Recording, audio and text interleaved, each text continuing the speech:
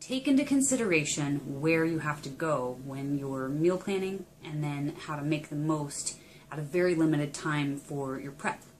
So for me, what I like to do is I start out with a flight plan that I just look over my week and I get an idea for how many meals I have to pack and how many meals I can prepare at home.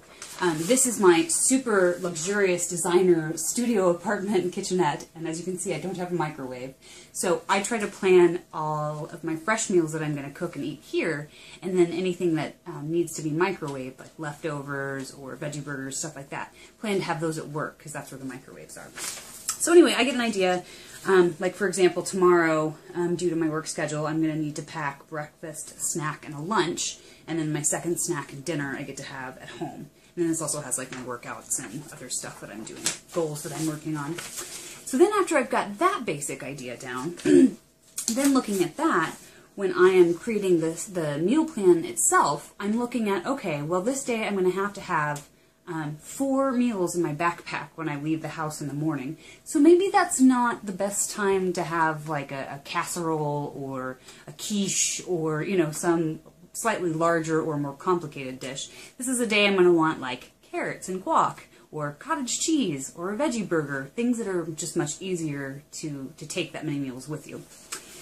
So then after I figured out this, and because the days that I have the most time are usually Sundays and Wednesdays, I will meal plan for the first 3 days, and then depending on how many leftovers I have left over, then I'll meal plan again for the second half of the week on Wednesday.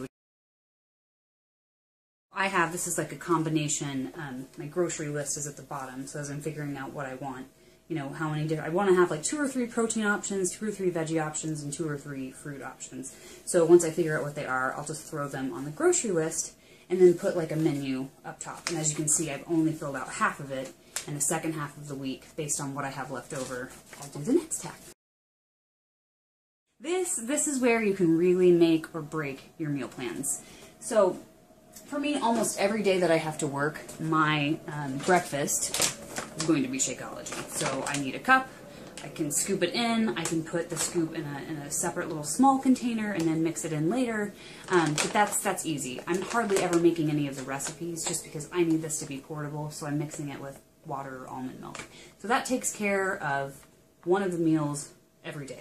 And those of you who are on the 21-day fix or the extreme fix, you know, you guys all got these cute color-coordinated containers that are just the right portion size. But let's say you don't have them, or maybe you don't like them, I don't know. There are lots of really great, inexpensive options that are smaller portion sizes. So you can have some full cup and half cup and quarter cup different containers that then when you go to the grocery store, like straight away, literally when I get back, there's certain things like carrot, celery, cottage cheese, stuff I know is going to make up a majority of my snacks throughout the week.